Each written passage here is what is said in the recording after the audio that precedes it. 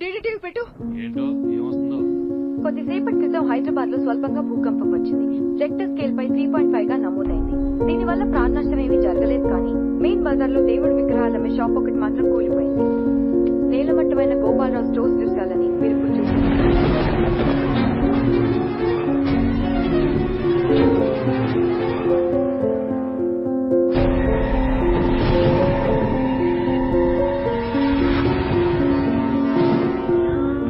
విచిత్రం ఏంటంటే ఇంతకంటే పాతకాలపు కట్టడాలు ఎన్నో ఉన్నా అవేవీ చెక్కు చెదరలేదు.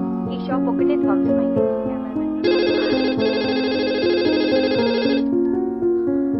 తొందరగా టీవీ పెట్టి న్యూస్ చూడమ్మా. అదే చూస్తూనే ఉన్నానా. మార్కెట్ లో అన్ని షాపులు బాగానే ఉన్నాయమ్మా, మన షాప్ మాత్రం కూలిపోయింది.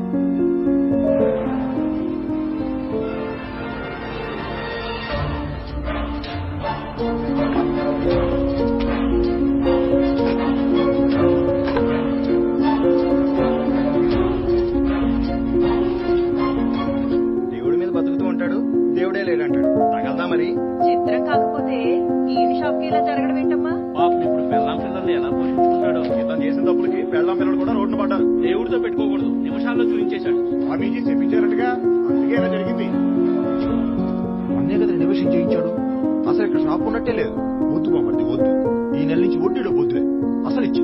ఈ టైంలో ఏంటంటే మీరు ఓ పక్క 80 లక్షలు మట్టి అయిపోయిందని మా గురువు గారు బాధపడుతుంటే 80 లక్షల షాపులో ఉన్న సరుకు విలువ 50 లక్షలు. ఒక నెల రోజుల ముందే 30 లక్షలు పెట్టి షాప్ అంతా రెనోవేషన్ చేయించాం. 80 లక్షల అంత డబ్బు ఎక్కడదిరా? ఇంటి కాగితాలు బ్యాంక్ లో తాకట్టు పెట్టి 60 తెచ్చాం. బావ 20 లక్షలు ఇచ్చాడు. పదేగా 20 అంటాడేంటి? ఎక్కువ వడ్డీ కక్కుర్తిపడ్డాడులేండి. నన్ను అడగకుండా ఎందుకు ఇచ్చావురా? ఇప్పుడు చూడు డబ్బంతా మట్టి అయిపోయింది. ఉండు నాన్న, షాప్ పోతే పోయింది, నువ్వు పోయే తక్కువ. బామర్ది ఇప్పుడు నా సంగతి ఏంటి?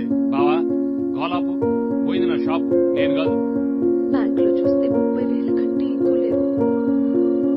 తాకట్టు పెట్టడానికి కూడా ఏమీ లేవు. ఇప్పుడు ఈ బాకీ మొత్తం ఎలా తీరుస్తాం? దేవుణ్ణి అలా ఎగతాళి చేయకుండా ఉండుంటే ఇలా జరుగుంటేది కాదుగా. ఇక ఆపుతారు మీ భక్తి ఛానల్. మీరనేదేంటి? నేను మీ దేవుడికి విరుద్ధంగా మాట్లాడానని నా షాప్ కూల్చేశారంటారా?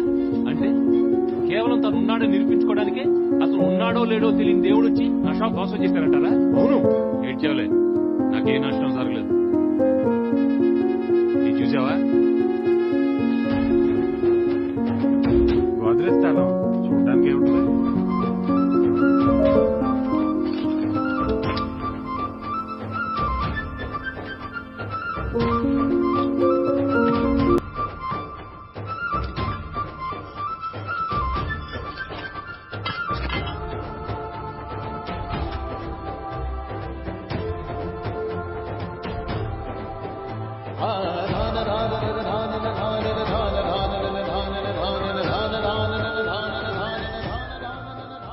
ఇదేంటో తెలుసా?